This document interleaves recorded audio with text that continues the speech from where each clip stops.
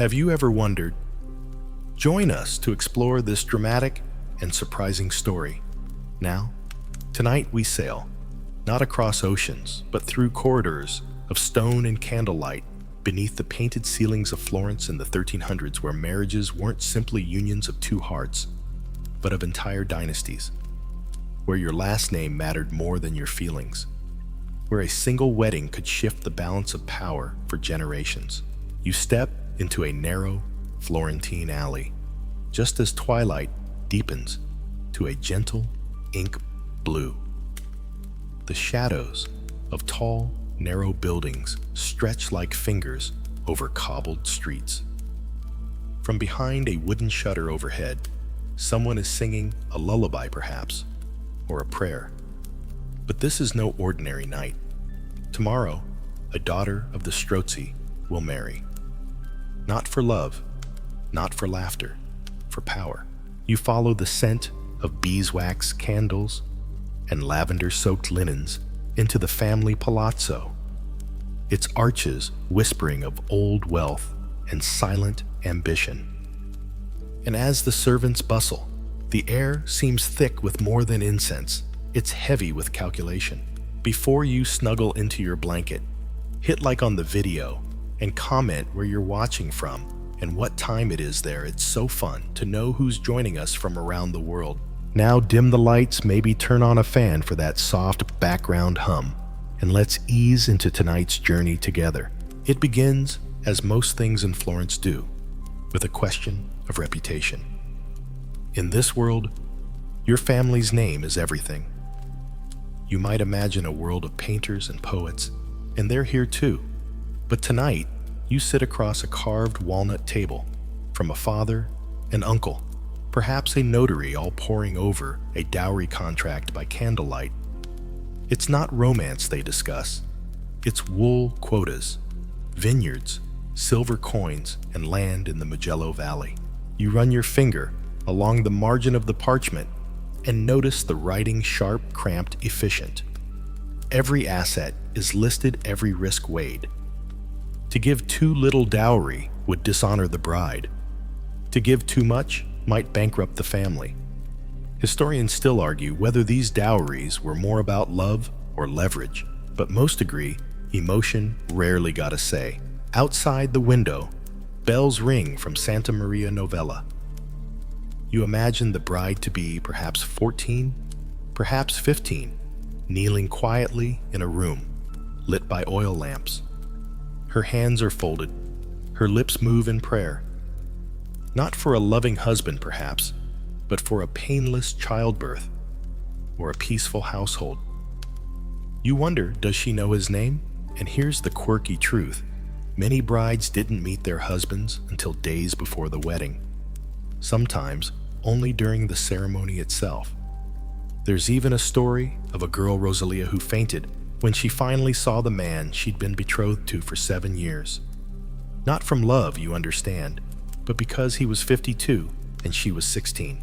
Imagine holding the edge of her silk veil, how delicate it feels between your fingers, how much it costs. More than a servant's annual wage. Maybe more than her entire dowry if she's from a struggling house. The murmur of voices rises in the next room. A match between the Albizzi and the Rucellai is being whispered about. You sense the tension. Each marriage isn't just a bond, it's a chess move. And Florence is one giant board, the apprentice boy. Koa, nervous, observant, always listening, leans against the far wall. He was born in a distant port town, brought to Florence by a merchant uncle. He watches everything. Watches the father's bargain, the notary dip his quill, the old mother cross herself in the shadows. Koa doesn't speak much, but if he did, he might ask, what if she doesn't want this? What if she loves someone else? A hush falls. The scribe clears his throat and reads aloud, to be paid in florins upon consummation. A strange phrase, isn't it? Like a trade agreement, yet it is entirely standard. The marriage is not considered fully executed until well you know. and only then does the dowry truly transfer. Some families delay the exchange. They worry the groom might change his mind. Others rush it through, especially if a political alliance is on the line. You look out the window and see a servant girl lighting lanterns along the courtyard. Each flame flickers against the stone like a heartbeat. You might not make it through this voyage awake. That's okay. Let the sound of rustling silk and murmured Latin lull you deeper into the candlelit hush. We'll still be here following this thread of ambition woven through marriage after marriage. Meanwhile, Lonnie, an older cousin of the bride, sits quietly in a nearby room, braiding rosemary into a garland. She wears a necklace of bone beads passed down from her mother. Her fingers move rhythmically. She knows the pattern of these events too well. They never ask if she wants to. She whispers not to anyone, just to herself. You catch the words as if carried on a breeze. Tua, the elder servant and storyteller, polishes a carved staff beside the fire. He's seen generations come and go. Marriages sealed, annulled, or twisted by time. He once claimed to have known a noblewoman who fled on horseback the night before her wedding, vanishing into the hills, her dowry untouched. Some say she became a nun. Others say she married for love far from Florence. Historians still argue whether that was true. Tua chuckles to himself. But you sense the hint of real memory in his voice. And so beneath the frescoed ceilings of a great Florentine home, the final scroll is sealed. The marriage is set. You hear the soft chime of coins. A name has been promised. A daughter traded. A dynasty reinforced. The stars blink above Florence as they have for centuries. Tomorrow, the procession begins.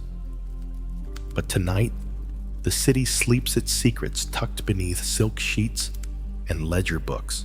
You wake to the distant echo of bells tolling across Florence, each chime rippling through the misty dawn like ripples across the Arno. You rise before the sun, your sandals soft against the stone floor, and move quietly down the hallway of the Strozzi Palazzo. Behind each wooden door, behind each heavy curtain, families stir, not with excitement, but with calculation.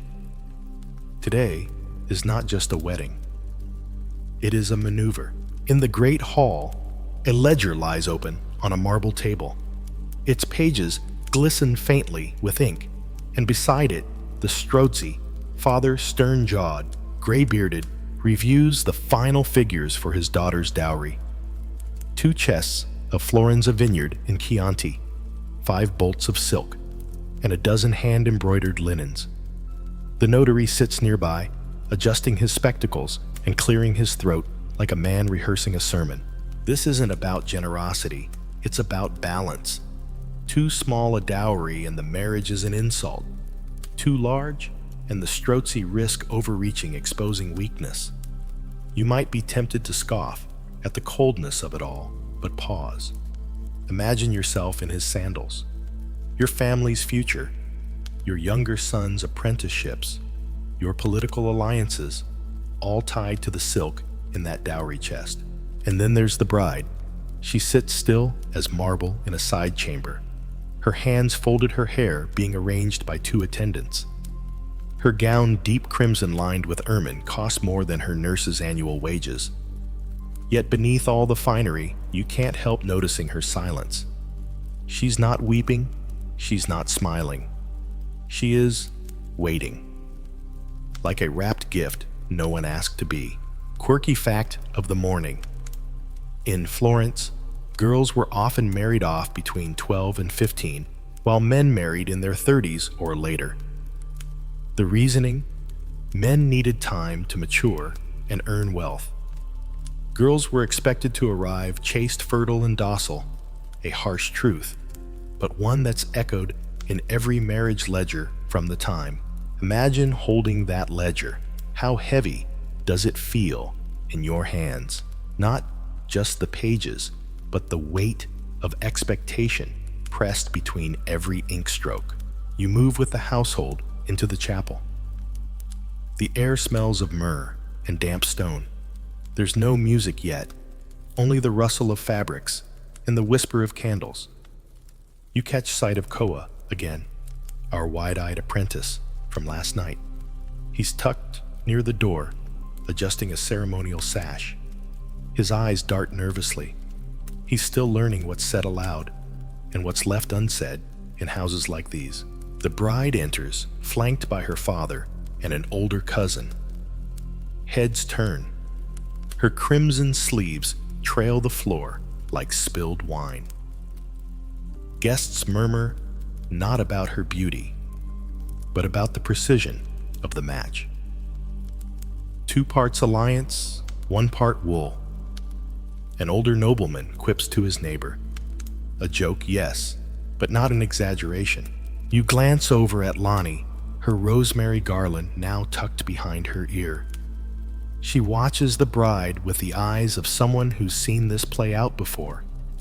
Her own wedding years ago ended with her husband disappearing into trade routes somewhere near Naples. She shrugs when you ask. He left. The contract stayed, and it's true. These marriages weren't about the people, they were about the paper. Historians still argue whether the contracts were truly binding or whether they merely served as symbolic gestures, but what no one debates is this: the dowry sealed your fate. Lose it, and scandal followed. Preserve it, and your children might marry better. The priest begins the ceremony, intoning Latin phrases that drift like incense into the rafters. The groom, a somber man of 34, accepts the bride's hand like one takes a business card. The two exchange no words. Their families do the talking. Suddenly, you hear a muffled sob from a maid in the back. She's been dismissed, not for scandal, but to make room for the bride's new attendants. You realize even servants are reshuffled like pawns when a marriage realigns the household. The wedding ends. Applause is polite brief. Then comes the parade through Florence's narrow streets. You follow behind the procession past tiled rooftops and butcher stalls, the bride's crimson veil flaring like a flag of conquest. Crowds line the streets, not to celebrate, but to judge. How grand is her dress? How many guards? How many coins did her father spare? A small boy throws petals. Another snatches one to chew. Lonnie notices and laughs gently. That's Florence, she says. Beauty and hunger on the same breath. The parade ends at the groom's house where the newlyweds entered together. But the bride does not yet cross the full threshold. First, she's handed a symbolic key, not to the house, but to her duties. She now belongs here. The Strozzi name will fade behind her. The women disappear inside. The men linger to discuss politics. A cousin of the groom makes a sly remark about Venice's new tax policies. Another raises a brow and replies, "Well, now that we've married into wine country, we needn't worry about tariffs." They chuckle, not at the bride, but at what she's brought. You stand back and realize something: marriage is currency. Not metaphorically, but quite literally. Contracts list exact values. Enforcement is handled by notaries. Disputes taken to court.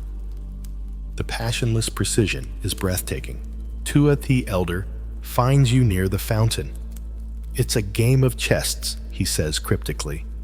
2 chests of florins, 1 chest of linen, and 1 chest of a girl's dreams.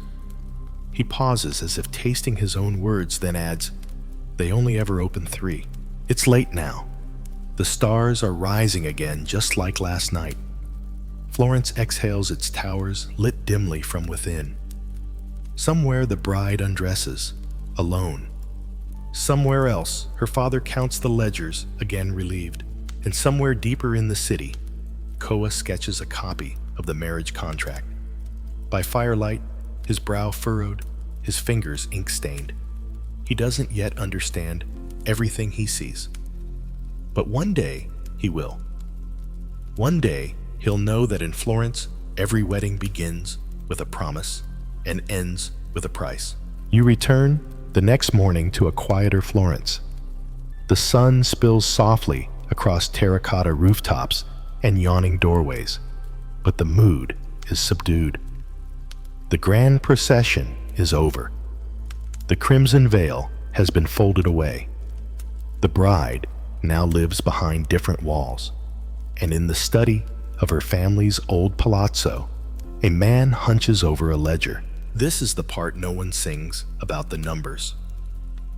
The tidy list of obligations. You sit beside the Strozzi father as he turns the pages, reviewing what's been lost and what's been gained. This morning, a cask of olive oil has been transferred to the groom's estate.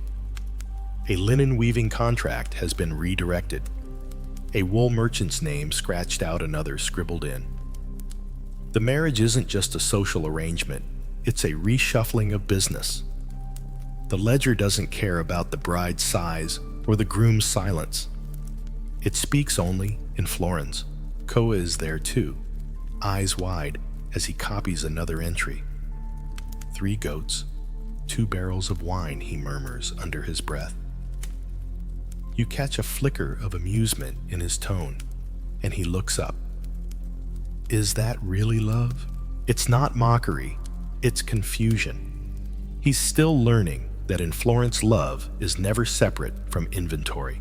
And while he copies figures and inks names, you begin to understand something unsettling. The marriage ledger is more important than the marriage itself. You run your fingers across its pages. The parchment is thick, slightly oily from years of handling.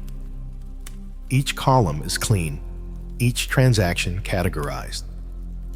The scribe's script is compact but elegant. Even artistry has bowed to function. And here's a strange truth. Some of these ledgers still survive. Historians have studied them and found entire family trees built not on sentiment, but on silk. A daughter's worth might rise if her mother was well connected, or if her uncle donated to a church. Imagine if your future were decided by a cousin's gift of candlesticks. The quirky fact? Some families added notes in the margins, tiny comments like "too talkative" or "excellent embroidery," as if they were reviewing livestock. One even wrote "charming smile, but weak lungs." It reads less like a wedding register and more like a sales catalog. You step outside, following the sound of street merchants calling out prices for figs and salted almonds. The city moves around you. Marriage is not private here, it's public currency. You pass a shop where 2 men haggle over spices. One waves a hand and says, "You'll see. My niece marries a Pazzi next month. We'll talk trade after that." Just like that cinnamon becomes more valuable because of a woman who's never tasted it. Now, you find yourself entering a darker room. A banker's office, candlelit and hushed. Here, wedding contracts are stored like vault keys. One clerk tells you with a smirk, "The most secure marriage is the one where both sides are equally afraid to lose face." The Medici are mentioned in passing, still a modest family at this time, rising on the strength of gold florins and clever positioning. They're not the giants yet, but already they're playing the game well. You overhear a banker mutter, "The Medici know which daughters to court and which fathers to flatter." You trace the lines of a contract and imagine yourself inside its world. You picture a girl reading these entries, seeing her name next to sheep and vines. What does she feel? Pride, indignation, or simply numb resignation? You step back into the sunlight. Koa joins you, holding a parchment roll under his arm. They say the Rinaldi girl is marrying into Genoa. Next, he says, big trade route, big money. He doesn't sound excited. He sounds like someone reporting a shipment of grain. You pause by a stone fountain and run your hands through the cool water. Imagine being that bride packed like cargo and sent across mountains. She'll leave behind her nurse, her friends, even the family cat, so a silk merchant in Genoa can expand his network. Florence hums on. You hear laughter in one courtyard, crying in another. Both may be wedding songs. Lonnie is weaving again. This time it's lavender and thyme. Her fingers deft her face, calm. When I married, she says, my father gave away 3 walnut trees and 2 donkeys.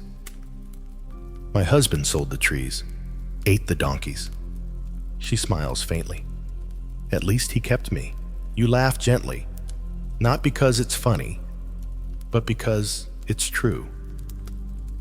The bar for success in these marriages was not love, it was survival. You return again to the palazzo and the ledger room. Tua is seated now, watching the flicker of a dying candle. You ever wonder, he murmurs, why the ink always dries before the smile? He doesn't wait for an answer. Historians still argue whether these ledgers were purely financial or whether they carried cultural weight, acting as status markers beyond gold. Some scholars suggest families deliberately overstated their dowries to climb socially, banking on appearances to solidify respect. Others say the ledgers were more honest than the people because numbers, unlike hearts, don't lie. Evening creeps in again. The sky is violet, the clouds thin and streaked. Florence folds itself inward. Bells ring, lanterns glow, and inside a dozen houses, young brides sit on cushions, embroidery hoops in hand, heads tilted in practiced grace. You pass by one such window and see her, one of them, sewing in silence. Her stitches are perfect. Her mouth does not move. Maybe she's thinking of figs and salt, or maybe she's just counting the hours until sleep. You return to the ledger one last time. Its pages now feel like time itself, layers of parchment sealed with intention and regret. You close it gently. You understand now. In Florence, love has an account number, and everyone is watching the balance. The air today carries the scent of dried figs and distant incense. You wake to the sound of iron-shod hooves on stone. Another marriage procession. Another girl in embroidered silk. Another ledger entry becoming a living body. But you're not going to the church today. You're going somewhere quieter and colder, to a room behind the altar where 2 fathers sit across a long table and exchange daughters like seasoned merchants bartering over barrels of oil. You slip into the corner unnoticed. The table is bare, except for a bottle of wine, a small ledger, and a folded parchment sealed with wax. This is not a negotiation. This is an exchange of women, and it is already done. The 2 families are not strangers. Their names have curled around each other for decades. Allies in the wool trade, partners and land-holding enemies of the Albizzi. The daughters involved, both 16, will marry each other's brothers. A trade, a mirror, a hedge against betrayal. Historians still argue whether these mutual marriage arrangements were more common than the records show. Some believe many were kept private to avoid political scrutiny. Others argue they were flaunted like trophies. Either way, you're watching one now, and no one bothers to ask what either girl thinks. Imagine standing in the bride's sandals. You've just learned the name of your future husband. He is quiet, but that could mean kind or cruel. You are told you'll live near the river in a house with frescoes of saints and a bitter-smelling grandmother. Your dowry has already been carted over wool bolts, a silver comb, and 3 hens. The other bride, your counterpart in this family chess match, will take your place at your brother's side. It sounds almost mathematical, doesn't it? As if affection and longing could be replaced with symmetry. But it's not just symmetry, it's control. These paired marriages bind families in double trust. If one daughter is mistreated, retaliation comes twice as fast. If one alliance is broken, 2 reputations fall instead of 1. Lonnie passes by with a basket of herbs, her brow furrowed. She's watched this same ritual unfold dozens of times, and you can tell she doesn't like the arithmetic of it. They call it balance, she murmurs, but it's just making sure nobody escapes. There's a strange, almost eerie quirk to all this. Some families in Florence recorded these double weddings, not in marriage books, but in merchant ledgers, alongside shipments of wool and olive oil. As if these girls were simply bulk goods being redirected between households. The bride's name might be followed by +1, or in exchange for Emilia di Bartolo, like a receipt. You walk down the narrow hallway, connecting the room to the chapel. You pause by the stained glass, letting colored light wash over your hands. The reds and blues shimmer like secrets. You wonder if the girls stood side by side here, would they smile? Would they cry? Or would they simply nod like trained daughters and say, "Yes, Babbo." Koa lingers at the door. He's listening, always listening. They say the Circe once married off 3 daughters in a week, he says wide-eyed. 2 to secure trade, 1 to make peace after a duel. He grins faintly. I think the last one got the best deal. Her husband died before the honeymoon. You can't help but laugh softly. And yet, the reality beneath the humor is grim. These trades weren't always peaceful. If a family betrayed the terms or insulted a bride, wars of reputation could unfold, sometimes even leading to exile or financial collapse. One family's misstep became another's opportunity. Florence was not a city of forgiveness. You turn down a side alley and find yourself at the shop of a dressmaker. The woman inside, bent with age but quick with scissors, has sewn gowns for dozens of these exchanges. She tells you the dress always fits, even when the marriage doesn't. She chuckles, then adds, "Silk doesn't shrink, but hearts do." And what of the girls themselves? You catch sight of one. Her name is Cecilia, daughter of the Signa wine merchants. She's leaning against a column in the courtyard watching pigeons. She's supposed to marry tomorrow. You approach gently. She looks at you without fear. "Do you think he'll be kind?" she asks.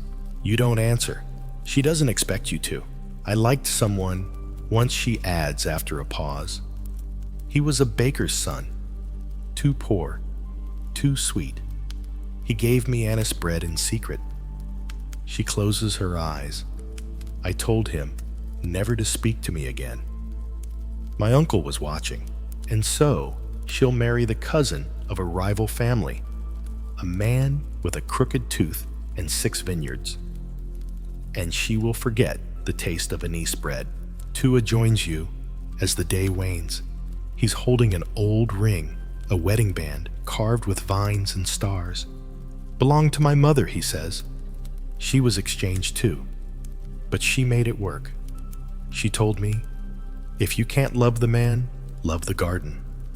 He turns the ring in his palm. So she grew lemons, sweet ones. Historians still argue whether these women were victim survivors or silent strategists. Some became patrons of the arts.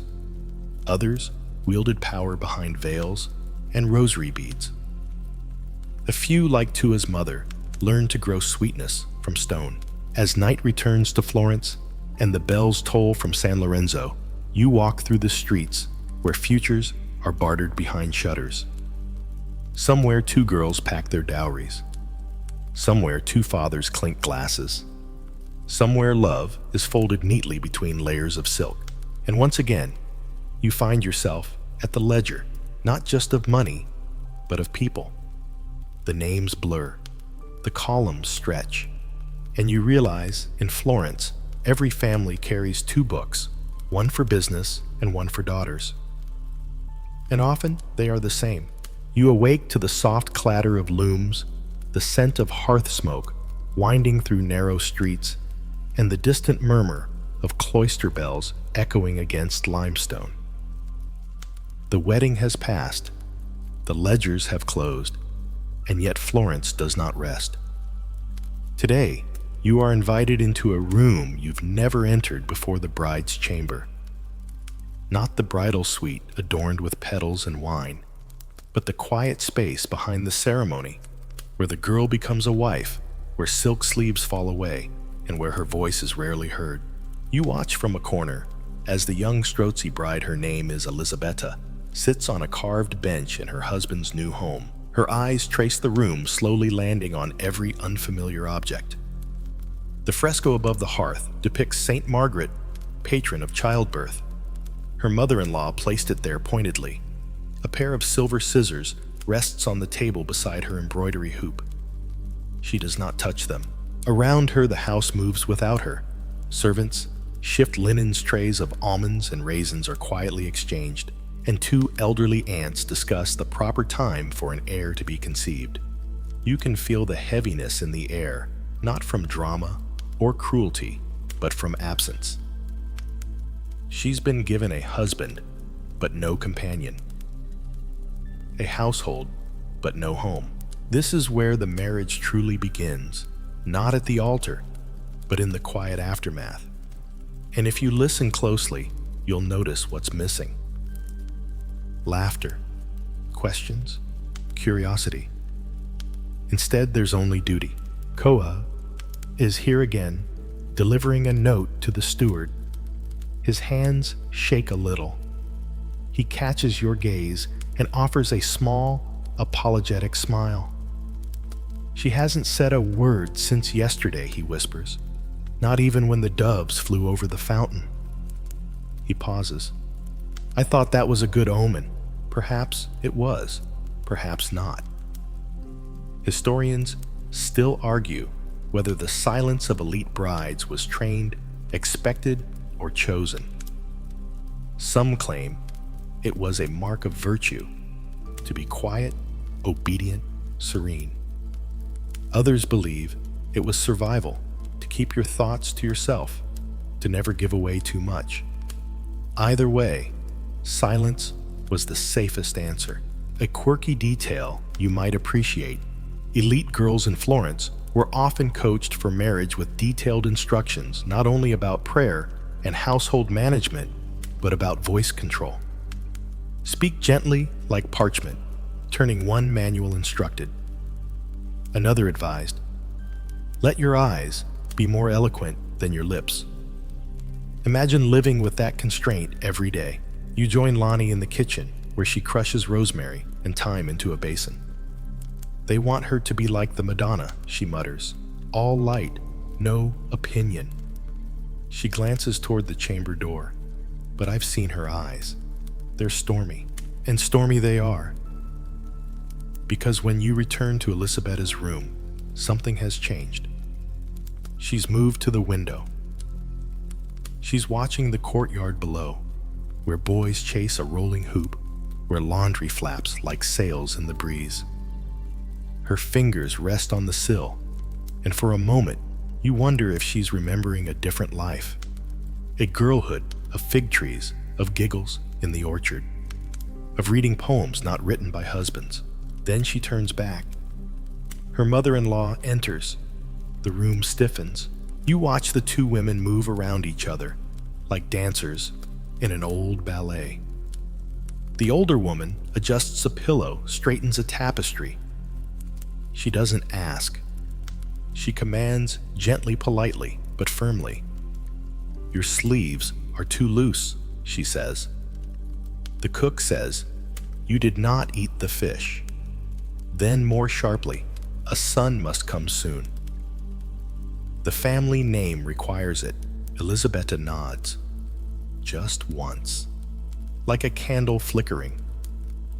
Then she reaches for her embroidery hoop thread and needle in hand. Not to create beauty, but to prove diligence. Imagine holding that hoop. The silk is taut. The thread catches under your nail. Each stitch is a performance. Not for art, but for survival. And what of the groom?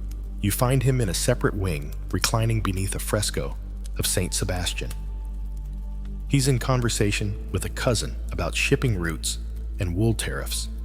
There's wine laughter and a joke about a Florentine merchant's daughter who brought more linens than teeth. The men laugh. You do not. He hasn't visited Elisabetta since the morning. He has other things to do, meetings, books, letters, a mistress perhaps. It would not be unusual. In fact, in Florence it was expected. A wife was for children and social climbing. A mistress was for joy. The two were rarely the same woman. You pass Koa in the hallway. He's holding a tray of rosewater and dried oranges for the bride. Do you think she's happy? He asks too softly for anyone else to hear. You look at him. His sincerity aches. Do you think she ever imagined it like this? Outside, the city that glows golden. Markets buzz, flags wave, bells toll the hours. Life goes on. But inside this house, the new bride sews. She counts stitches. She says little, and the weight of her marriage sits not on her shoulders, but on her breath. Tua sits by the hearth later that evening, polishing the same carved staff he always does. They used to say, a silent wife was a blessing, he mutters, but silence doesn't mean peace. Sometimes it's just the sound of something breaking. Very slowly. Historians still argue whether women like Elisabetta were merely background figures in Florence's great power plays, or whether they held secret influence, managing estates, arranging alliances, and bending the ears of sons. Perhaps both are true. Perhaps influence hides in silence, waiting for the right moment to speak. You leave the house as night settles. The lanterns sway gently in the breeze. Somewhere, Elisabetta's candle still flickers. Somewhere, a ledger still lies open on a desk. Somewhere, another girl walks through a door and disappears into a life not her own. And Florence, always watching, always calculating records at all. Florence wakes with ambition. Its towers cast long shadows over cobbled streets, and in those shadows whispers move of fortunes to be made, alliances to be forged, and names to be elevated. You follow one such whisper into the heart of a merchant palazzo, where a marriage negotiation is not about equal standing, but about strategy. Today, you're witnessing something delicate and dangerous, the art of marrying upward. This is not the Strozzi or the Albizzi. This is a lesser-known family with middling land, some wool, and a good reputation. Respectable, but not powerful. They are determined to change that. And how? Not with war, nor gold, but with a daughter. You're seated in the solar, where a father, sharp-eyed, heavy-browed, paces back and forth while reading a letter. It bears the seal of the Capone family, who trace their line back to the early republic, and whose sons now sit on important councils. The merchant's wife arranges her daughter's hair with trembling fingers. The girl herself, named Isabetta, is quiet. Not docile, not dull, just measuring. The Capone boy is a catch. Not especially handsome, but his name opens doors. His brothers have priestly ambitions. His uncle controls olive oil exports. And now, this merchant's family wants to tie themselves to that name, not as equals, but as aspirants. Marrying up, you see, is no small matter. Florence does not forgive social ambition unless it's dressed in perfect manners and precise generosity. A misstep here, and the Capone might feel insulted. Worse, they might tell others, did you hear? They tried to climb too high. Koa appears, carrying a roll of brocade under his arm. They're choosing between blue and green, he tells you. Green makes her eyes stand out, but blue is more expensive. He shrugs. Depends what kind of impression they want to give. You join them as they unroll the fabric. The green is soft like new leaves in spring. The blue is deep and starless. They choose the blue, risky, bold, a statement. This is not a family that plans to remain in the background. And here's the quirky bit: letters were often exchanged weeks in advance just to determine if a visit from the groom's family was appropriate. Whole negotiations could hinge on how far down the table a girl's mother sat at a feast. One wrong seating chart, and the deal could collapse. You walk with Isabella as she practices curtsies in the hall, her slippers nearly silent on the polished floor. They say he studied Latin, she says. I've read Virgil. She offers a small smile. But I won't tell him that. Men don't want clever wives. You ask her if she's nervous. She says not nervous, calculating. There is no romantic blush in her cheeks, only clarity. At the Capone Palazzo, things are quieter. The groom Lorenzo is being told by his mother that he will marry this merchant's daughter. He shrugs. She's modestly pretty, he says, and they have no debt. For him, that is enough. The deal is made in stages. A cousin delivers a box of candied almonds. A priest hints at possible dowry amounts during confession. A tailor shows up with measurements before the announcement is official. It's all smoke until it's not. And then at last, it is confirmed. The merchant's family has secured the marriage. They have stepped one stair higher, and Florence will notice. Historians still argue whether this social climbing destabilized the noble class or simply refreshed it. Some claim it was the beginning of the Medici phenomenon, rich commoners marrying into old blood. Others argue the elite always had ways to absorb the ambitious without losing control. The wedding day arrives and Isabella wears the blue. Her gown is lined with white ermine, a subtle nod to purity, but her gaze is sharp as any merchant's. She does not flutter or flinch. She stands tall. She knows her role. Lonnie watches her from the back of the church. She'll do fine, she whispers. She's clever. She'll learn where the real power lives, in the pauses, in the silence, in the way you serve wine at dinner. At the feast, the Capone aunt makes a comment about the bride's family not owning land in Fiesole. Isabella replies graciously that they instead trade in dye imported from Cyprus. A quiet flex. The aunt nods slightly, and that's how it goes. Marrying upward isn't about perfection, it's about poise, about knowing when to nod and when to smile, about turning lack into leverage. You find Koa outside, staring up at the windows of the Capone Palazzo. She did it, he says simply. She got what she wanted. You ask him if it's love. He shrugs. In Florence, love's the bonus round. And what of the groom? He seems content. His bride is polite. The alliance is secure. He returns to his ledgers and Latin. She begins hosting luncheons. Their lives intersect only where necessary and nowhere more. Tua is in the garden that evening telling a story to a pair of younger cousins. Once a girl married into a richer house, he says. She brought basil, but no coin. They laughed at her until her basil cured a nobleman's cough. He smiles. Now every house in Florence grows basil. A parable maybe, but there's truth in it. Marrying upward was never just about gold. It was about how you used what you had: grace, timing, silence, and sharpness. Florence at night sparkles faintly in the heat haze. Somewhere, Isabella counts the places she's now allowed to enter. Somewhere, her mother smiles behind a curtain. Somewhere, another girl watches and wonders, could I do the same? And Florence keeps watching, always watching, because every staircase matters, and some are climbed in slippers, not boots. Florence pulses like a living thing, not with noise or movement, but with memory. You walk its streets now, in the early light, beneath laundry lines and crumbling arches past butchers sweeping out last night's sawdust. Today, you're not visiting a house that seeks to rise. You're entering one that rewrote the rules entirely, the House of Medici. They are not yet kings, not yet popes. They are bankers, traders, gold weighers, but clever ones.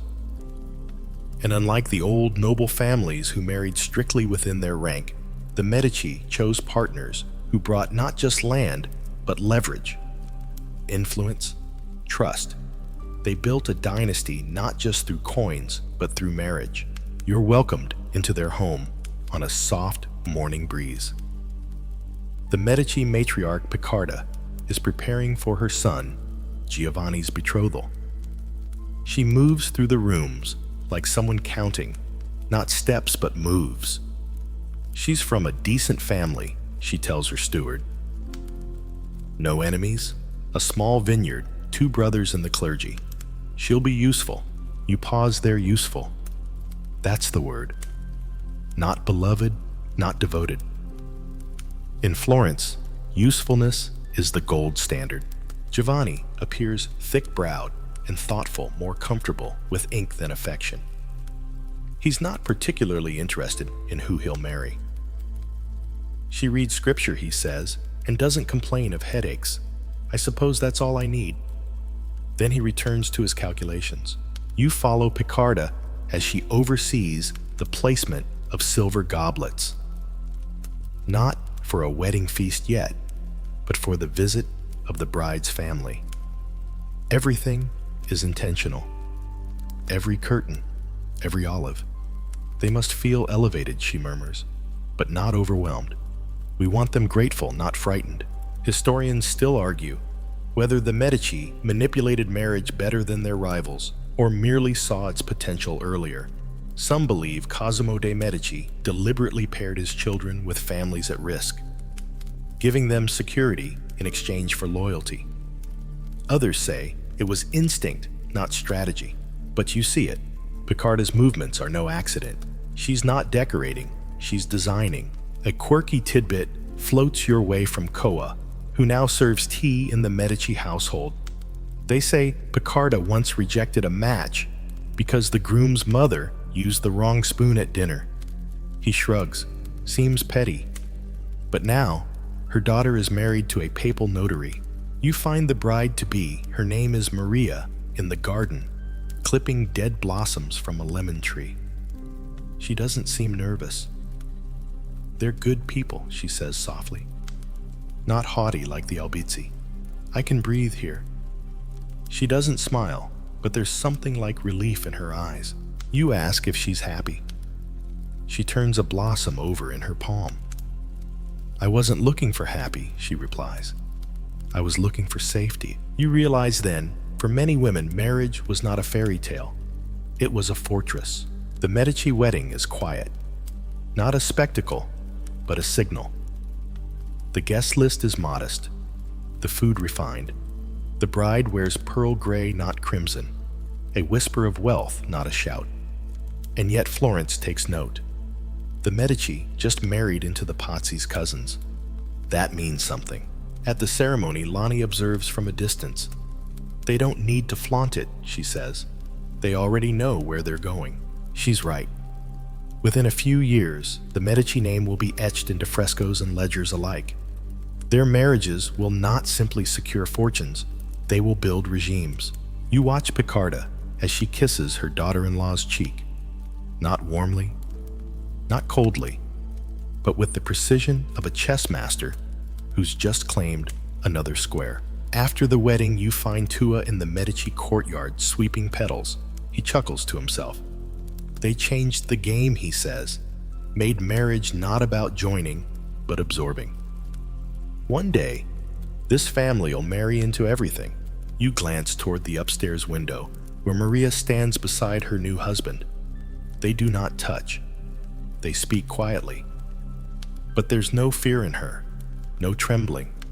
She has married not just a man, but a name that's going somewhere. Florence at dusk swells with bells and chatter. Markets close. Curtains are drawn. And in dozens of houses, other families whisper. Should we reach out to the Medici? Are they safe or dangerous? You understand now.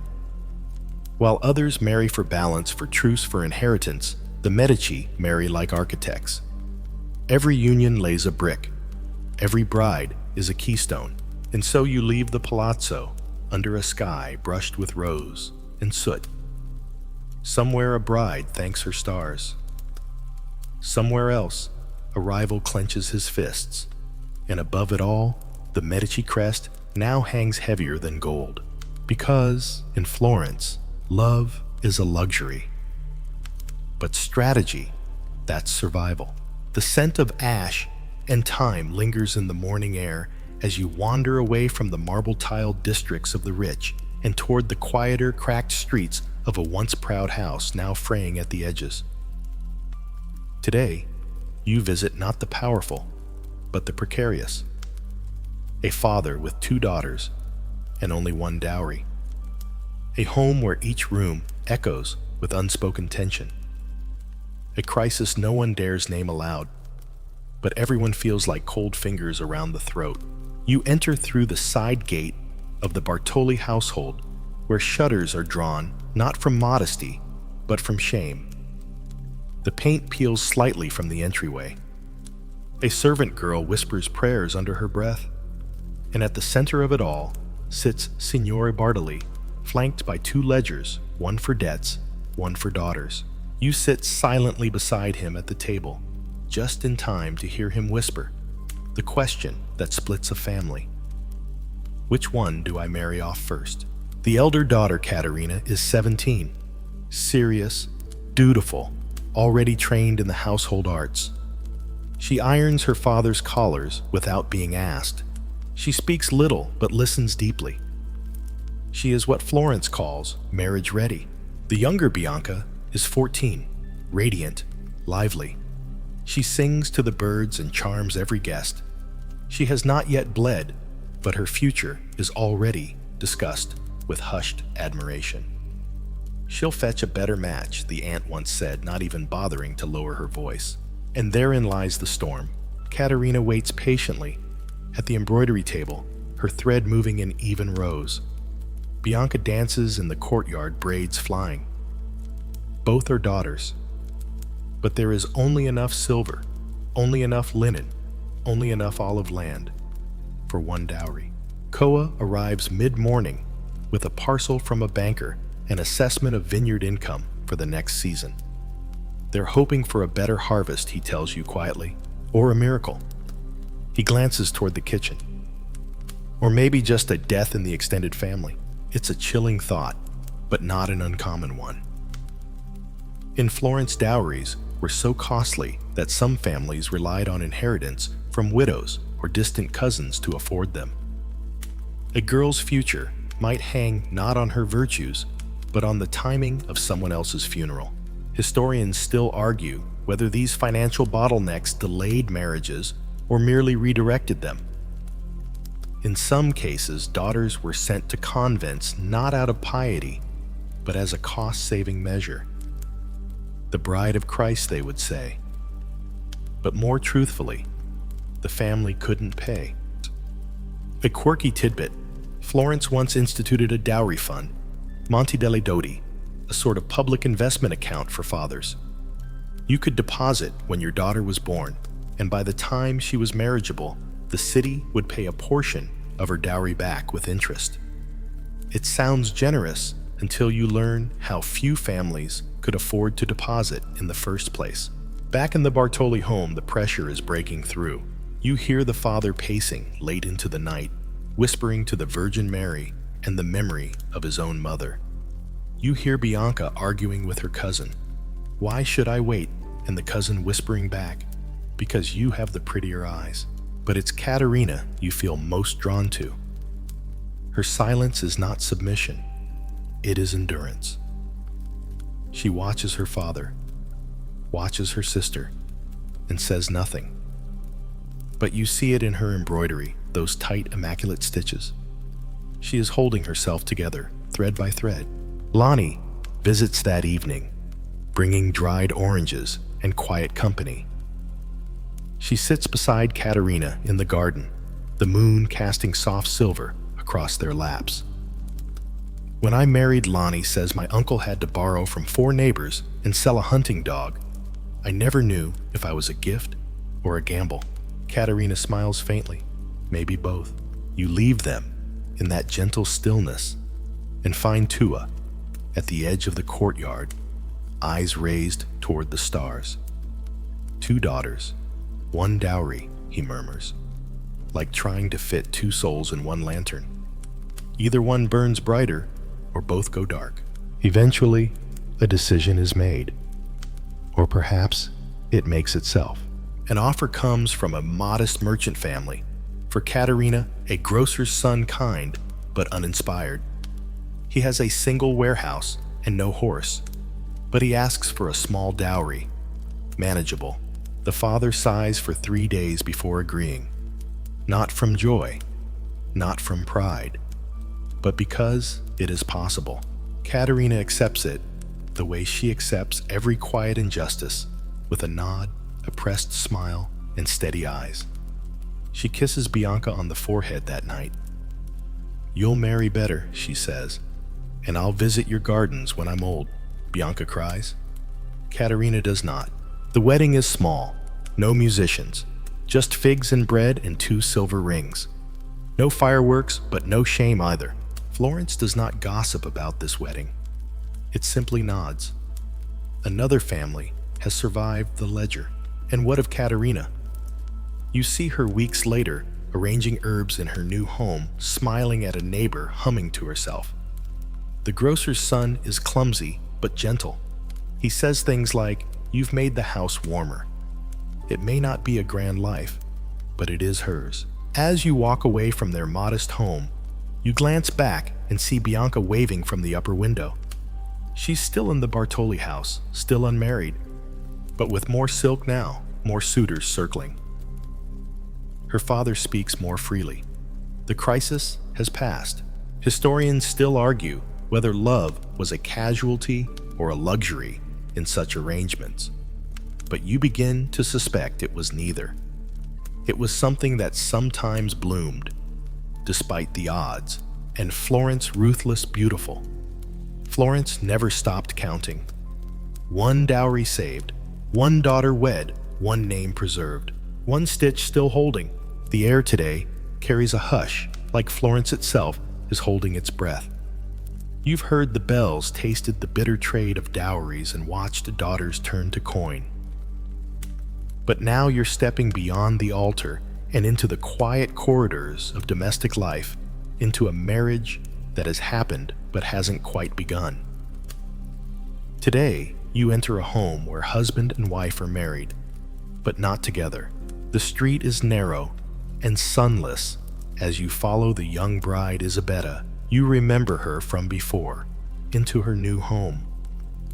Her slippers tap softly against the worn flagstones. Her veil has been folded and stored. Her gown no longer rustles with ceremony. Today, she's just a wife. And yet the space she's entered still feels more like a guest house than a life shared. Her husband, Matteo, is not here. He's at his family's estate in the hills, handling accounts, overseeing grain shipments, attending council meetings. You hear a servant explain he'll return before Lent. The bride only nods. She unpacks her embroidery kit and arranges her soaps. She doesn't ask where he sleeps. She assumes correctly that it won't be near her. And here lies the cold truth. Many elite couples in Florence lived apart for weeks, months, even years after their wedding. Marriages were formalities, their closeness an afterthought. The house may be shared, but the days are separate. You move through the chambers of this sprawling home. In one, his boots lie by the door, muddy from vineyards. In another, her slippers are perfectly aligned beneath a stool. A subtle choreography. They inhabit the same structure, but never quite the same breath. A quirky fact. In some households, husbands and wives kept entirely different staircases to avoid crossing paths unnecessarily. You pass one now, steep, narrow, leading from the wife's private garden to her devotional alcove. Matteo's rooms are up the wider stairs past the bust of Cicero, a symbolic reminder of his education and distance. Koa helps you up the narrower stairs. They said she should be grateful, he mutters.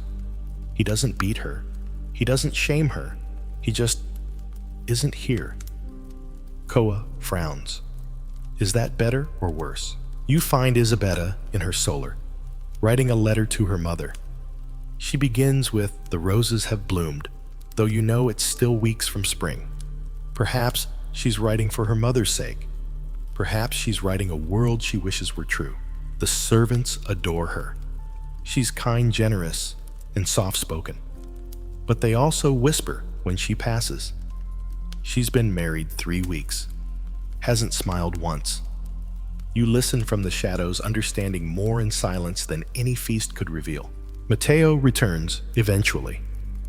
One evening, unannounced, with a dust-streaked tunic and ink on his fingers.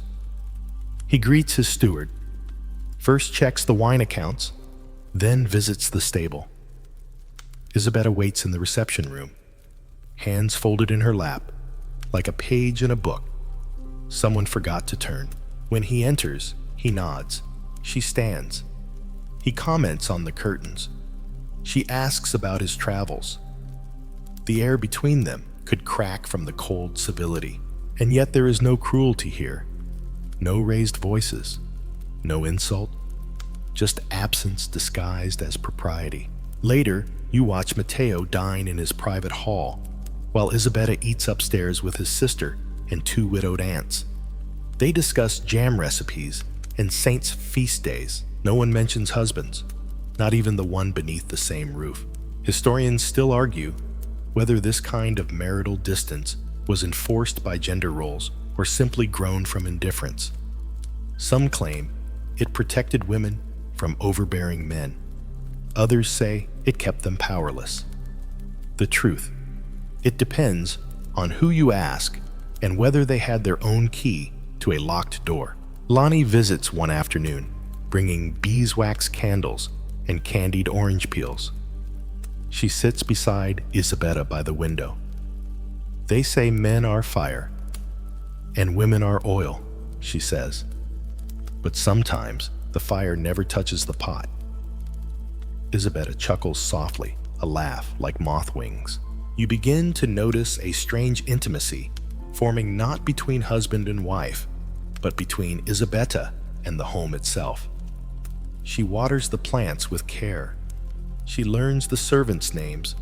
She smooths her bed with exact corners. She carves a life from the silence.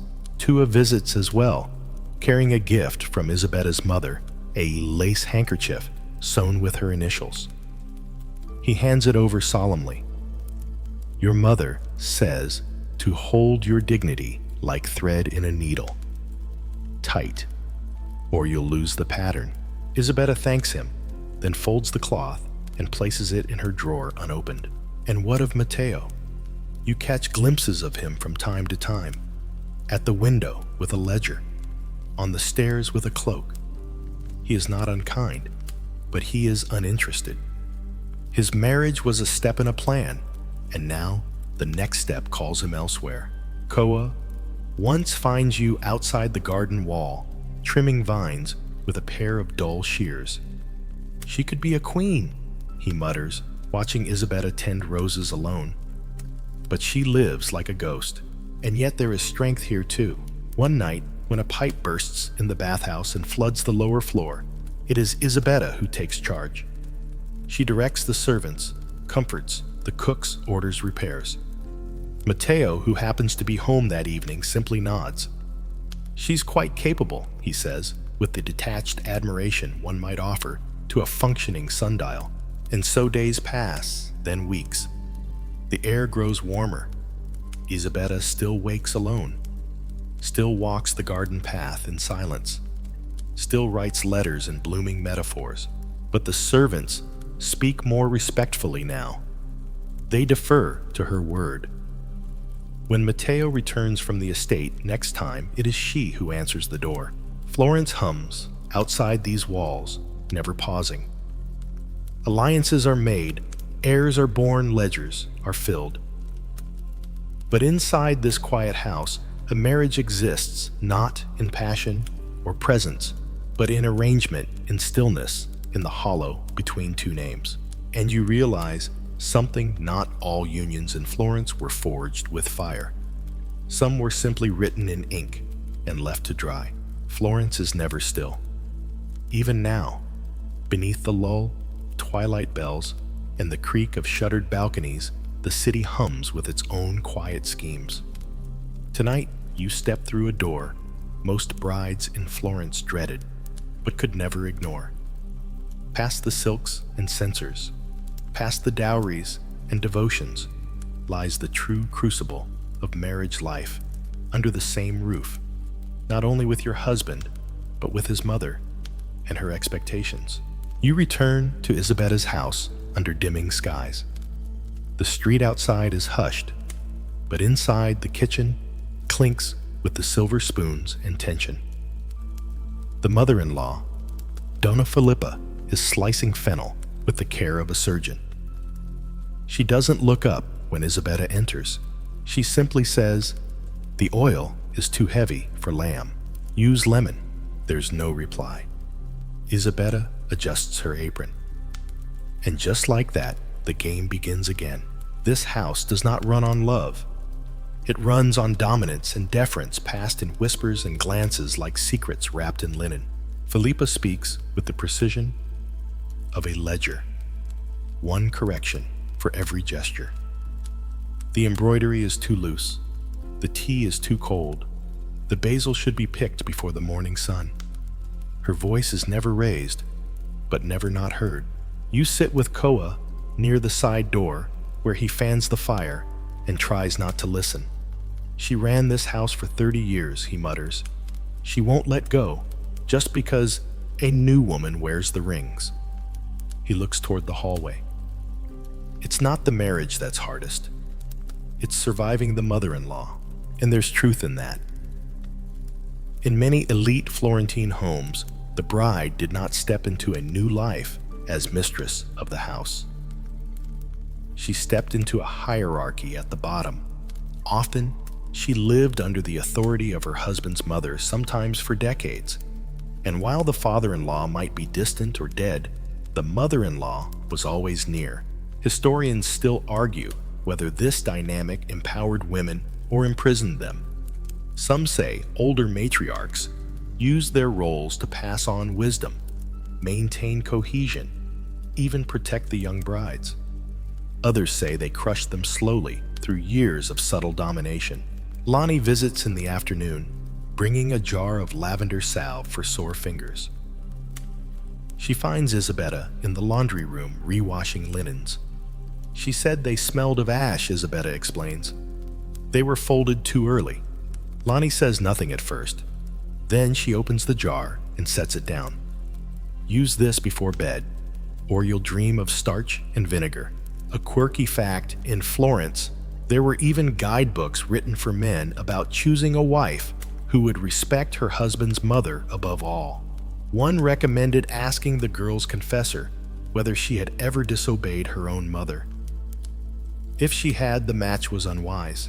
You pass through the central hall that evening and find Tua wiping down a carved bench. Filippa's been the spine of this house since her own wedding, he says. When her husband died, she raised 3 sons, sold 4 barrels of wine, and fed 100 mouths during the famine.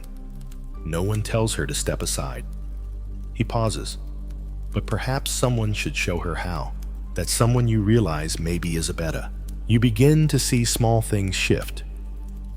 One evening, she cooks the lamb with oil, but sprinkles pomegranate seeds to cut the fat. Filippa chews in silence. The next day, she requests it again. Then, during a feast, the steward misplaces the salt bowls. Isabetta notices, corrects it quietly, and the guests never know. Filippa raises her cup and says, "A good wife sees what isn't said." That's not praise, but it's the closest she'll come. There is no dramatic confrontation, no shouting match in the atrium, just slow, deliberate changes. Isabella begins choosing the table linens. She speaks to the steward in front of Philippa. She blesses the bread at meals when her husband is away. It's a silent arm wrestle. Each smile, each gesture, each folded napkin, a push or pull. And then one afternoon, Philippa falls ill. Nothing serious, just summer fever, but enough to keep her in bed. Isabella takes charge, without hesitation. She runs the household for 5 days. Meals arrive on time. Flowers are changed. Letters are answered. On the 6th day, Philippa returns to her chair. She says nothing about the changes, but she stops correcting the broth, stops inspecting the hearth. That night, as lanterns flicker and the household begins to quiet, Koa stands beside you at the garden wall. "She's winning," he whispers, "not by fighting, by enduring." You return inside and find Isabella alone, lighting a candle before a wooden Madonna. She murmurs something, perhaps a prayer, perhaps just her thoughts. You don't ask, but you notice that her hands are no longer cracked from scrubbing. They are steady, clean, capable. Historians still debate whether the mother-in-law dynamic served as a power structure for women, otherwise excluded from politics, or if it was a bitter cage that women passed down like heirlooms. But you begin to suspect the truth lies somewhere quieter. It was simply the battlefield available. And in this house, the war was won not with fire, but with flame.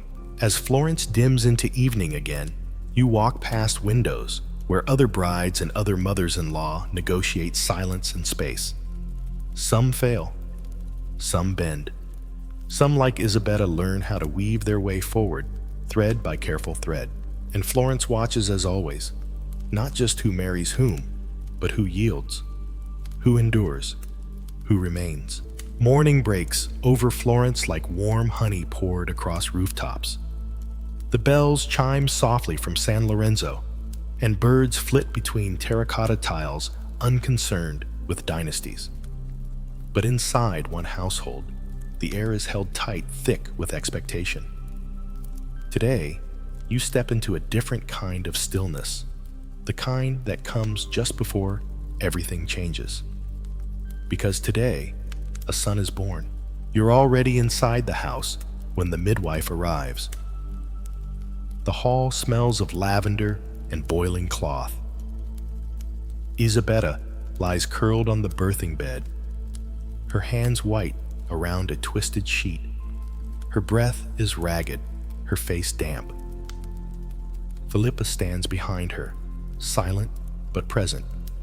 No lectures now, just waiting. And upstairs, Matteo paces the floor like a merchant tracking a late shipment. He's been told not to come down until the child is delivered. He obeys barely. The servants whisper. The cook sets aside honeyed almonds. A young maid lights a new candle for St. Catherine. Even Koa, usually chatty, has gone quiet, standing stiffly in the outer corridor. He looks at you, eyes wide. "What if it's a girl?" he whispers. That's the unspoken question, isn't it? Because, in Florence, the birth of a son doesn't just mark joy, it resets the clock. It completes the marriage. It secures the dowry. It stamps the union with legitimacy. A girl is a continuation. A boy is a triumph. Historians still argue whether the obsession with male heirs came from legal structures or cultural myth. Likely both.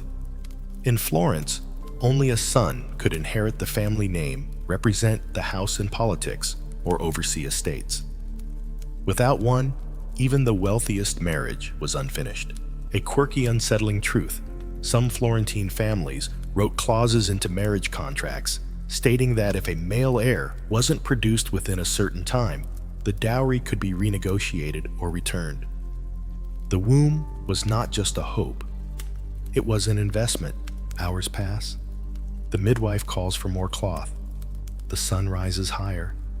The entire house holds its breath. And then at last the cry, thin, reedy, insistent. A new voice enters the world. It's a boy, the midwife says, almost businesslike. Isabella does not smile at first. She simply exhales, a long, deflating breath, as though she's released something she's held for months, fear perhaps, or duty. Matteo is summoned. He rushes downstairs, barely tying his sash, and enters the chamber. He does not kiss her. He does not ask if she is well. He walks straight to the child. A strong voice, he says. He lifts the boy, examines the fingers, the ears, the color of the hair, and then finally he nods. Filippa closes her eyes and mutters a prayer. Isabella. She rests her head against the pillow. Her hands fall limp at her sides. She has done what was asked. Later, you join her in the quiet of the solar, where she sits upright, swaddled, sipping broth. The child sleeps nearby in a carved cradle. You ask her how she feels. She says nothing for a moment. Then softly, I don't know if I'm allowed to feel anything yet. You sit in silence with her, listening to the wind rustle the linen at the window. The city seems distant now, reduced to a whisper behind stone. Koa stops by with a gift, a soft-wrapped bundle of wool stitched at the edges. For the boy, he says, but I stitched a rose on it, for her. He doesn't explain further. That evening, there is a feast, small, dignified, but unmistakably celebratory. A toast is raised. Matteo receives congratulations. The baby is named Lorenzo, after Matteo's grandfather. No mention is made of Isabella's hours of labor, nor the blood still being scrubbed from the stone tiles. You watch from the periphery. Isabella sits on a cushion holding the child. Matteo beside her, formal, almost performative. They look like a sculpture, carved, arranged, posed. But beneath the stillness, you feel the subtle shift. Her status has changed. Tua visits later, delivering a silver spoon engraved with lilies. For his first bite of honey, he says. Then leaning close to you, the firstborn son changes everything, especially for the woman who gave him. And it's true. The very next morning, Isabella speaks to the steward without checking with Filippa. She chooses the flowers for the altar. She sets the timing for future visits. No one protests. She is no longer just a wife. She is the Madre della Rede, the mother of the heir. And yet, something in her eyes remains distant. You catch her in the garden, walking slowly beneath a cypress tree. The baby sleeps inside, tended by a wet nurse. You ask her again how she is. She looks at her hands. He is safe, she says. I have done what I was supposed to do. You sense the unfinished sentence in her breath. Now what? Historians still argue whether motherhood brought women power in Florence or simply wrapped their chains in softer fabric. Some say a woman with sons could shape family decisions. Others insist she simply became the guardian of another man's future.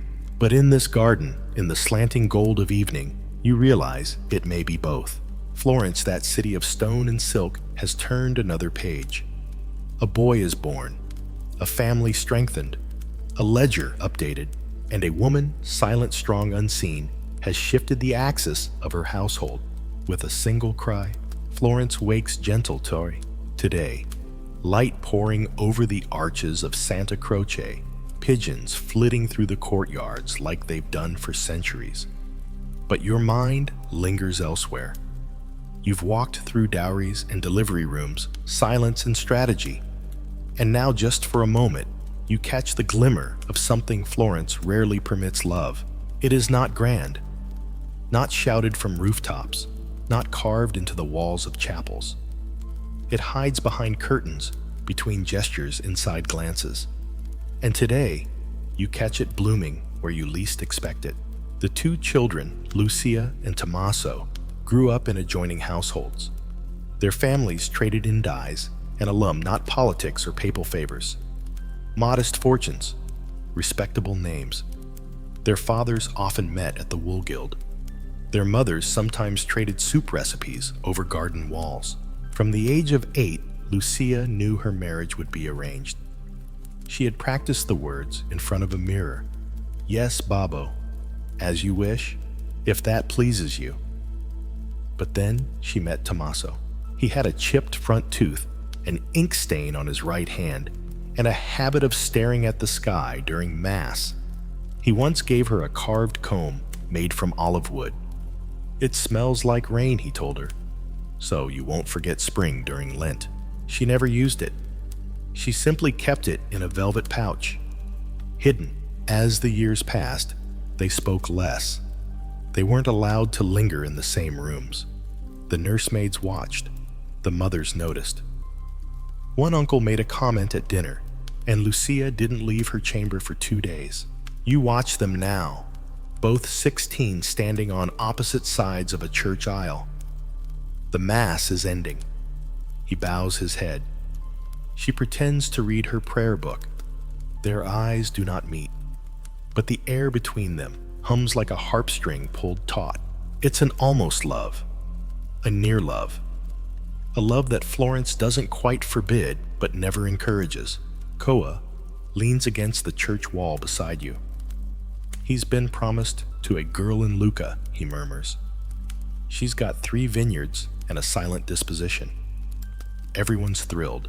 Lucia hasn't been promised yet. Her father is holding out, trying to find a match with access to the salt trade. He's hoping to position her above her station, but not too far. She needs a man who won't mind her opinions, he's said, but also won't listen too closely. You follow Lucia to the cloister garden after Mass. She picks rosemary as if to ground herself. You ask her what she's thinking. I hope she's kind, she says. The girl he'll marry. I hope she doesn't mind that he chews on quills. She smiles. He's had that habit since he was 10. You ask if she wishes things were different. She shrugs. Wishes are for poetry. This is Florence. Historians still argue whether young people in Renaissance cities like Florence were capable of falling in love before marriage, or whether the concept itself was a luxury imported through troubadour songs and northern romances. But letters have survived scraps really tucked into prayer books or hidden behind tapestries. Bits of verse, hints of longing, names scratched into stone with fingernails. A quirky detail: one girl carved a tiny heart beneath the pew of Santa Trinita next to a single initial G. When asked by her confessor what it meant, she said it stood for Gloria, but the pew is still there. And next to the heart, if you look closely, someone later scratched Perduta, lost. Back in the garden, Lucia turns to go. We're not meant to last, she says. He'll be a good husband to someone else. I'll do the same. Then she pauses, but I'll remember his voice. That's mine to keep. Weeks pass. Lucia is promised to the son of a banker, older widowed Solemn. He has a house in the hills and a fine dowry arrangement. She accepts the news without protest.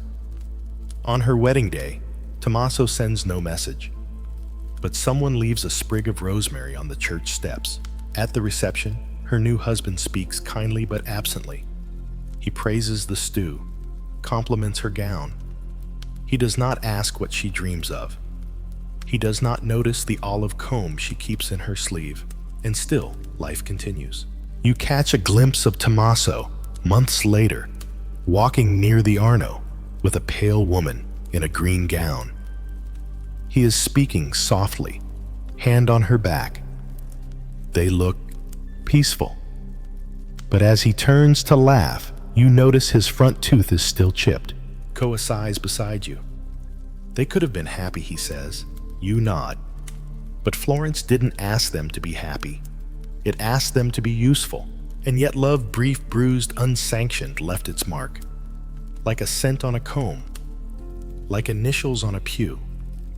Like the pause before a girl says yes, Babo, with just the faintest catch in her breath. Tua tells a story one evening about a woman who once loved a musician. She married a merchant instead. But every spring, she bought violets from the same vendor who played near the river. She never spoke to him again, he says, but she always left an extra coin. Historians still argue whether these moments mattered. But you know they did, because even in Florence, where marriages were measured in florins and vineyards, love found corners. It bloomed between rules. It pressed its shape into hearts, if not ledgers.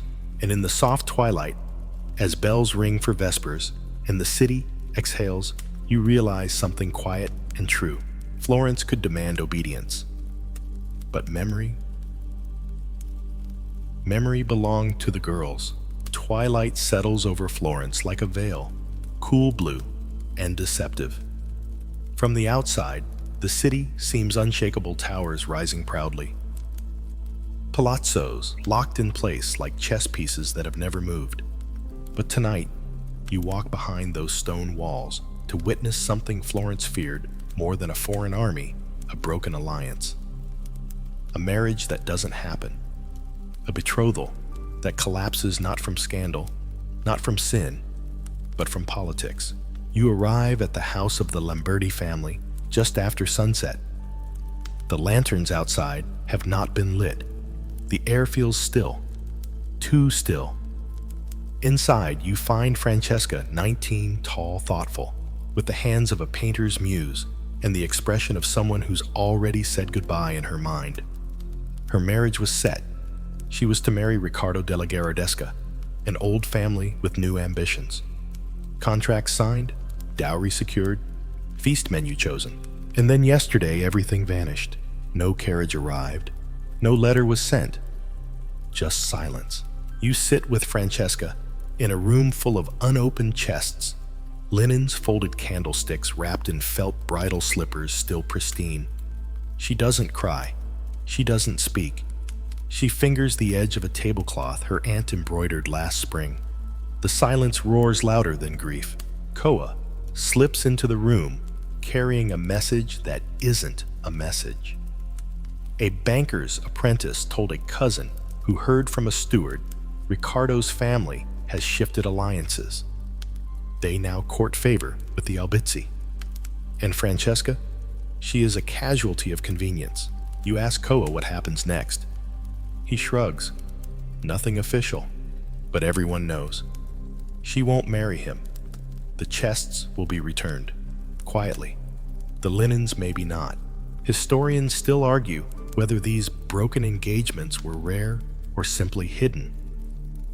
The records are thin marriage contracts weren't often annulled in public, but oral accounts linger like bruises under sleeves.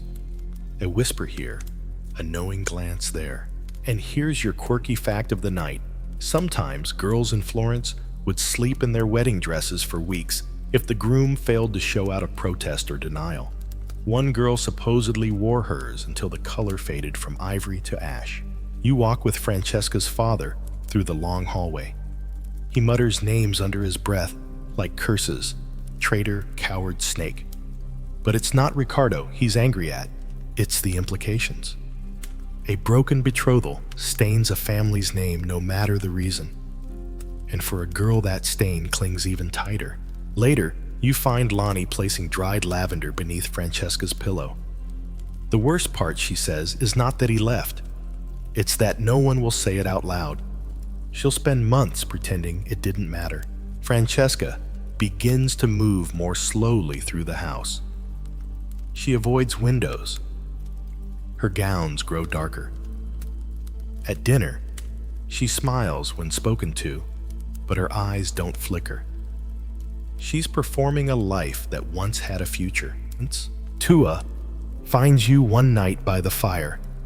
They said she was too clever, he murmurs. That Riccardo's family feared she'd influenced the household too much. He chuckles without joy. Imagine that. A woman with thoughts. How terrifying. You lean back and listen to the wood crackle. You wonder what's more dangerous in Florence, a woman betrayed, or a woman who continues on despite it. And then unexpectedly something shifts. A letter arrives. Not from Ricardo, from his brother. A short apology, a longer excuse. A wish that she finds someone worthy. No signature, just a seal partially broken. Francesca reads it once, then places it in the fire. The flames swallow it without a sound. You watch her the next day, walking through the marketplace.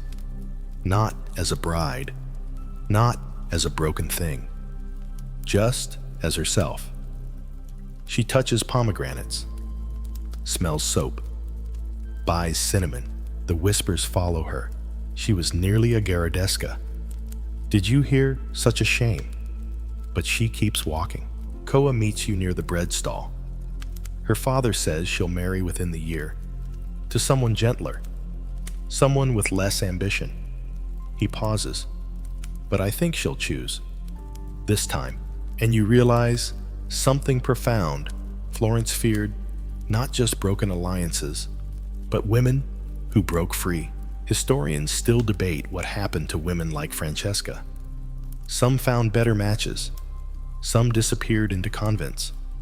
Others quietly became the architects of their own futures, buying properties under nephews' names, running households with invisible authority. You visit Francesca one last time. She's in her studio, sketching a fig tree from memory.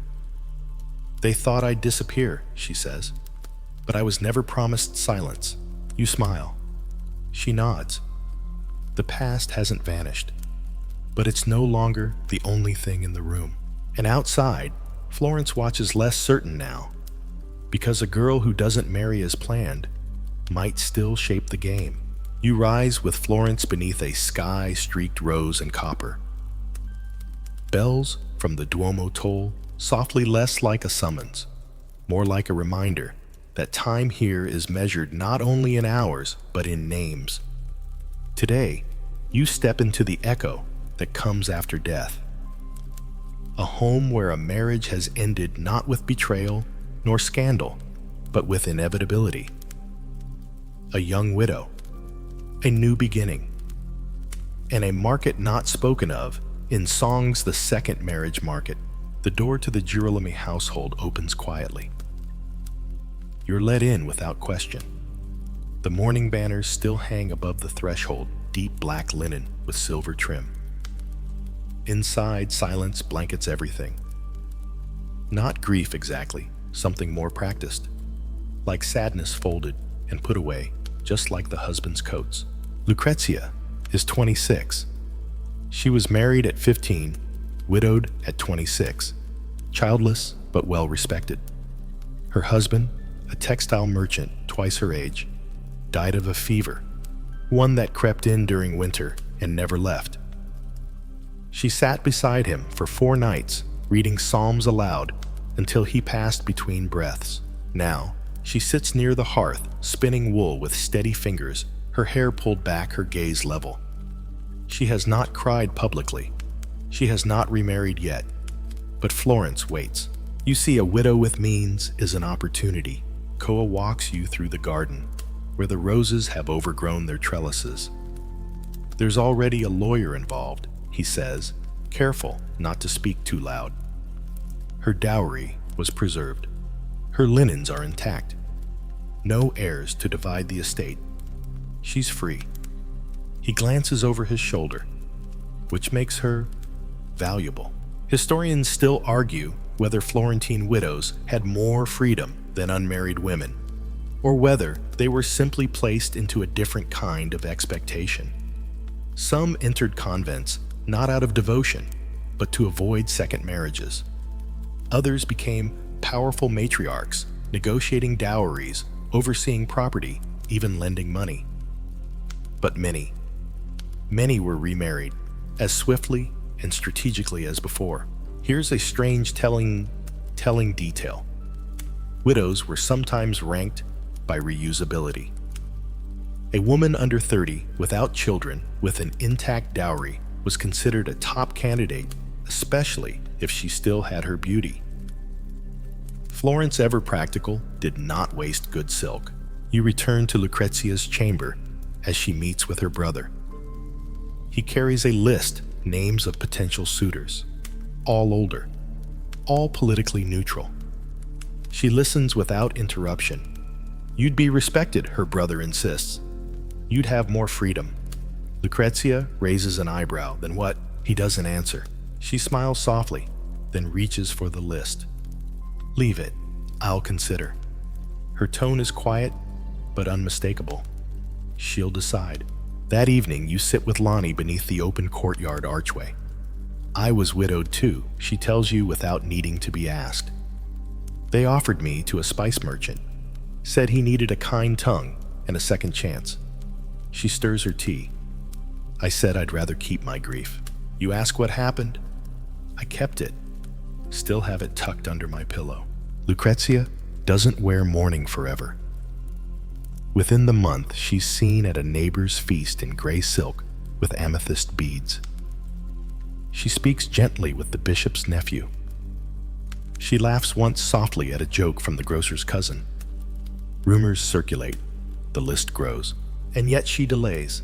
You catch her standing in her husband's old study, tracing her finger along the spine of a book he never finished. She whispers, "He was kind. Not exciting, but kind. He never once told me to lower my voice." Then without a word, she closes the book and returns to her weaving. 1 week later, she receives a proposal from a widower with 3 children and a vineyard near Fiesole. A practical match. Respectable. His household needs managing. He needs a wife who already knows the rules. Tua delivers the message. He says he remembers you from your wedding. You smiled like you meant it. Then he adds, he's not much of a poet, but he makes good oil. Lucrezia smiles faintly. Oil lasts longer than poetry. And just like that, she agrees. Not with haste, not with regret, just decision. You attend the second wedding. It is smaller. No procession, no fanfare. But something about it feels steadier. The bride wears violet, a color halfway between mourning and renewal. The groom kisses her hand, and this time it lingers. At the reception, she speaks plainly.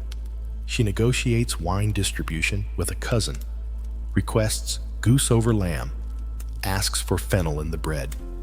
The servants obey without glancing at Philippa or any elder woman.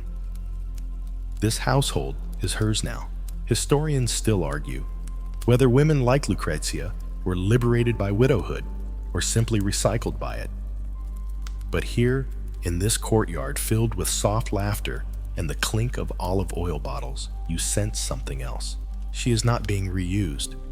She is being rewritten. Later, Koa tells you the vineyard's already doubled its yield under her management. She keeps the books herself, he says, uses her old husband's ledgers, just crossed out his name. Lonnie visits and brings roses from the city wall. She planted herbs in her new courtyard, she says, marjoram and sage. Said she needed things that last through winter. You visit Lucrezia one last time, watching her sip wine at sunset. Her new husband reads quietly nearby. Her stepdaughter braids a doll's hair. The house feels full, not because of noise, but because of presence. She catches your eye. "I'm not sure this is love," she says, "but it's peace." And sometimes that's harder to find. Florence breathes out around her. A city that once demanded her silence now reaps the fruit of her steadiness. And so, another marriage forms not from duty or desperation, but from the quiet clarity that comes after survival. Florence glows with a golden haze. This evening, its rooftops hushed its arches, bathed in warmth, its shadows long and honest. The city feels still. But beneath that stillness, a truth pulses every marriage, every whisper of silk or scratch of quill. Every deal, behind a drawn curtain, has been part of a larger game. Tonight, you walk through that final veil. not to witness another wedding, but to trace the logic behind them all.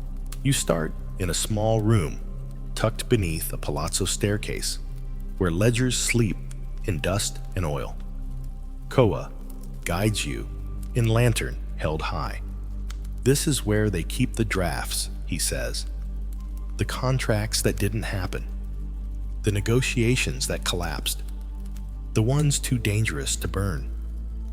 You run your fingers along their edges, each one a life nearly lived. Here's a name scratched out. Here's a sum never agreed upon. Here's a girl who died before her wedding feast. A son sent to war before he could marry. Pages yellowed by time, ink faded but not forgotten. Not. Historians still argue whether the politics of marriage in Florence were cold necessity or cunning brilliance. But you can see now it was never just about dowries or desire. It was about survival, territory, reputation, and every daughter a lever, every son a stake. Lonnie joins you in the corridor outside. She wears a faded shawl, its edge unraveling. They tell the girls to smile. She says to walk slowly, to pour wine like it's poetry. But what they're really saying is play your role or vanish. She's not bitter, just tired. Like someone who's memorized every line of a script, but still wonders what the unwritten lines might have said. You step next into the archives of the Wool Guild. Notaries bustle quietly copying numbers, sealing crests, nodding with practiced neutrality. One ledger lies open. It shows a list of marriages over 3 generations. Family A marries Family B. Then Family B trades with Family C. Then Family A hosts Family C's daughter. Like dominoes laid across decades. And there on the side notations in red. Avoid conflict. Silent scandal. Delay if the sister is sick. These are not romantic notes. These are blueprints. A quirky discovery. One merchant kept a marriage map on his study wall lines, connecting families, branching out like vines. He marked successful unions with tiny gold circles. Failed ones. A blot of ash. You find Tua, sweeping near the statue of St. Anne Florence's patron of mothers. We always think it's about love, he muses, but it's really about memory. Marry well, and they remember your name. Marry poorly, and even your own children will whisper about you. You ask him if any marriage ever escapes the city's grasp. He taps his cane once. Sometimes. 2 hearts meet in the dark. They speak with their eyes. No ledgers involved. But Florence always catches up. You pause on the Ponte Santa Trinita at sunset. The Arno glimmers. Gondolas drift slowly beneath. You think back to Isabetta, who became mistress of a house she was barely invited into. To Francesca, who burned her letter and walked on. To Lucrezia, who folded her grief and planted herbs. You remember Lucia, who never spoke her love aloud. Caterina, who gave her future to buy her sister time. And Maria, the Medici bride, who never blinked when power passed through her hands like thread through a loom. These women weren't footnotes. They were foundations. And their stories, not cautionary tales, but equations. Each name, dowry, silence, and decision forming a complex calculus of power. You step back into the Lamberti Palazzo. One last time. In the upper chamber, a new negotiation is taking place. A young girl, maybe 13, is having her hair brushed, while her father reads aloud the merits of a suitor from Siena. He's steady, he says. His vineyards are north-facing. His sister is already wed into the Rucellai. The girl nods. She's heard this kind of talk since she was old enough to stand still. She will nod again. She will wear the crimson. She will walk the aisle. But maybe, just maybe, she'll remember how Francesca burned her letter, or how Caterina endured. or how Lucrezia chose again. Koa stands behind you, holding a new ledger. "They'll write her name here next," he says softly. "But the rest? That's up to her." Historians still debate how much choice these girls truly had. But you've walked beside them now. You've seen how they paused before speaking, how they folded power into gestures, how they made even their silence count. As the bells of Florence toll one last time tonight, you realize behind every marriage was a strategy, behind every veil, a calculation, and behind every name, a woman who navigated it all with grace, sharpened into steel.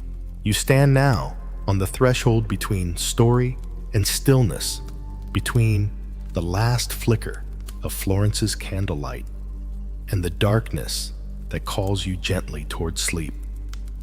All night, you've wandered its courtyards and palazzos. You've heard the whispers in linen halls, felt the hush of lace-gloved hands signing away daughters to names not men.